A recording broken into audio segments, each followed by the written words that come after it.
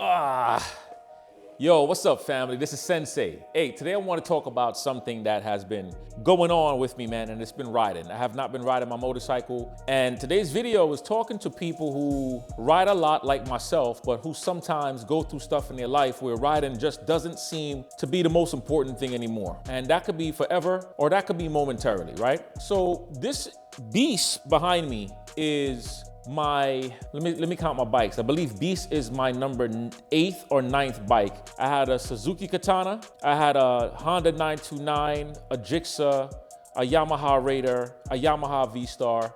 I had a Suzuki C90T, a Suzuki Boulevard, that's number 7. And yeah, so this is number 8. Beast is number 8, and Anubis, my Softail, is number 9. And I've ridden so many places, but there's been things that has been on my mind.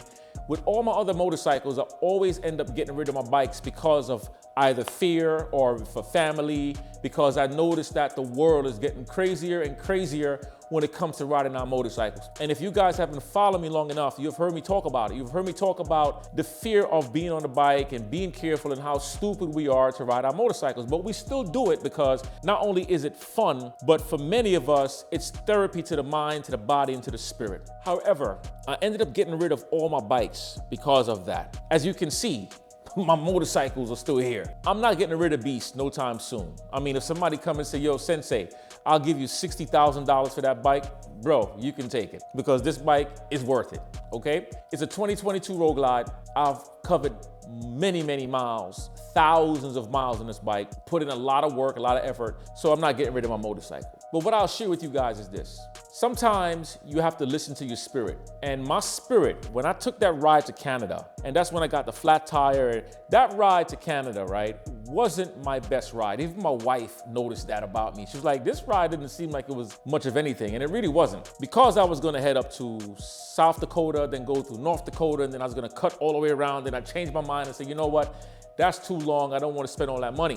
Let me just ride out to Canada, which I did. And it was great to be able to use my passport, you know, being a new citizen of America. Yay, new citizen of the United States of America. But the ride, it wasn't fun. I mean, the video was good, I had a good time, my energy was up, but there was something that just felt off from me, right? And some of the things I've been going through was, like, for example, now I'll share this with you guys because a lot of people who's in clubs, who leave the club, they don't really talk about the things going on after leaving the club. A part of me died when I left the club, right? So Sensei is the name that was given to me by my club. I'm always gonna be Sensei, regardless. But not riding with my cuts on my body, it doesn't feel as strong, it doesn't feel as good anymore, even though there's a sense of freedom that I still enjoy. So it's kind of like being stuck between a rock and a hard place, right? And I'm thinking about that with my club. Then I'm thinking about my oldest son who is in jail for 5 years, right? My oldest son, let me tell you, there's not a day that goes by where I'm not thinking about my son. Then I'm thinking about my 14-year-old son, my 11-year-old daughter, my mom. I'm thinking about my brother. I'm thinking about, you know, people that have died. I'm thinking about so many different things that's been going on where the motorcycle thing wasn't really doing it for me, and it's still not doing it for me. So when is it okay to not get on your bike and ride your bike? And you guys know I'm a big fan of riding my bike. I have a rap song that I made about riding your damn bike, okay? But there are times where it's okay, and I'm gonna tell you when those times are. For me, I can't tell you for you. When your spirit says no, you listen to your spirit. There was a ride that we had planned to go to Arkansas, and there was a major storm that was coming. My spirit just didn't feel like taking that ride. My spirit said, stay your ass home. I spoke to a couple of people, they felt the same way.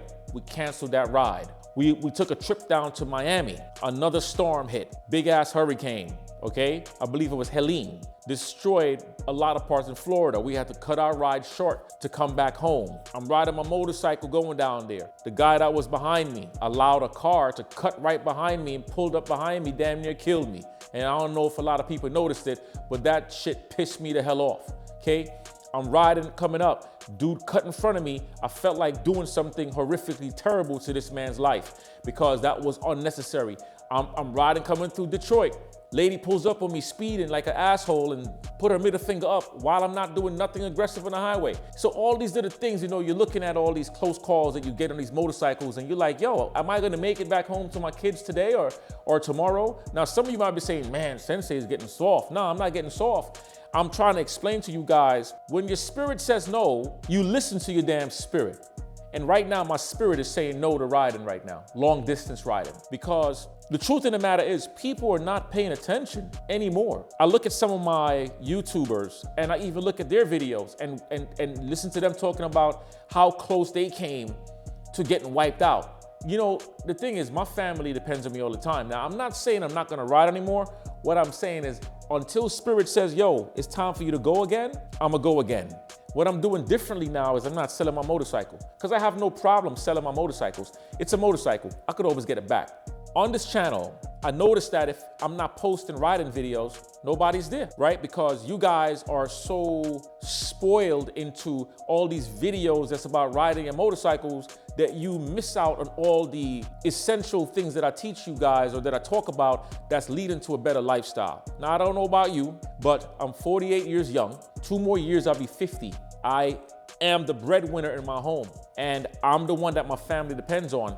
So when I'm pushing myself on a business level and I'm structuring the plans to be better and to be stronger, to be wealthier in my life, not only physically, but mentally and spiritually and emotionally as well, I like to teach that to you guys, because being a tough guy and acting hard on camera, that's not my nature. You see, my nature is more about teaching, embracing God, embracing life, embracing love. That's more about the stuff that I like to do. Embracing real conversations. I don't fall into the category of fall in line. I never fall in line for nobody. You know what I mean? And even when I talked about the stuff with my club, a lot of people don't talk about how they feel after they leave the club. Some people just keep it negative the whole time, but being in a club is not negative all the time. You're gonna find great things. You're gonna find things that you're gonna miss. And there are things that I miss, right? I explained to you guys some of the stuff that I enjoyed about being in that club. I'm Sensei. This is what I earned, right? And looking at my brothers, when I see a brother pull in front of me and I see that Iron Bread MC on the back of those cuts, I'm like, that's my peoples right there. That's my peoples right there. One of my line brothers is just now got voted in as president. Big shout outs to my dude. Another one got voted in as VP. Another one got voted in as Sergeant at Arms. Another one became secretary. Another one became treasurer. Respect to all those guys, you know what I'm saying? But also big shout outs to my Ride Fit Nation group in my GroupMe thread, because these guys understand we ain't in no club, but this is a family thing. So these guys don't realize I have put a post saying in a GroupMe thread that I'm not gonna be riding for the rest of the year, because I was gonna go to California last month. I was gonna go to California last month. I was gonna go out to, man, I forgot the name of that thing in Texas. I never went to that rally, that big rally in Texas. My mind will probably think about it later, maybe not. And then I was gonna ride from there and head down to California. But guess what? That's a lot of money. That's money on bills I could pay. I recently took Beast to go get the head gaskets changed out. That was $350, awesome. I didn't have to pay a whole lot of money like Harley would charge me, but I've been riding my bike local. So let me know if you guys have been going through the same thing I'm going through, not really in the mood to ride. And I'm not talking to all of y'all who don't ride your damn bikes. I ain't talking about y'all. I'm talking to the people who actually ride their motorcycles, but have been feeling a little sketchy about getting on that bike. Now, you can call it fear, you can call it paranoia, you can call it whatever the hell you want to call it. I'm just not in the mood to get on my bike. I don't trust the road right now. I don't trust the environment. The worst times to ride your motorcycles is during the end of the year. The end of the year, people are feeling ridiculously stressed out, which means that they're drunk as hell. They're driving, not paying attention. Some of them just want to kill themselves and kill somebody else, and they don't care. So when it goes into November, December, and January, those 3 months, I'm even gonna count October because it's leading up towards the end of the month. But November, December, January, those 3 months is not the months that I enjoy riding. Respect to all of you guys who's out there doing that. I'm never gonna knock it. If you're riding, you're gliding, you're feeling great, I love it. More power to you. But me, there's something in my mind, my spirit, that's telling me to not get on that bike. And until my spirit says, it's time for you to get back in that bike, Sensei, then I get on my bike. And once again, I'm not saying I'm not riding, I'm doing local rides. And if you don't know me, I hate local rides. To me, local rides is kind of cheesy. I want to get on my bike and ride distance. So them little miles, I don't count those stupid little miles. But at least I have to start my bike up, get that bike to open up and do what I got to do to keep my bike healthy. I'm not going to keep the bike just sitting there. Anubis, my Softail, needs to get a battery. I got to order the battery, spend more money, and get Anubis started up so I can ride Anubis as well. You see what I'm saying? This is stuff that I've been going through, man. And, you know, I'm a big believer in just listening to the Most High, understanding my whole life. I've just been really dialed in on listening, right? Because when Spirit speaks, you have to be able to listen. And every step that I've taken in my life has proven to be better. The house that I live in, listen, the house that I live in, I manifested my house when I was 18. And years later, I end up having the same house that I manifested in my mind.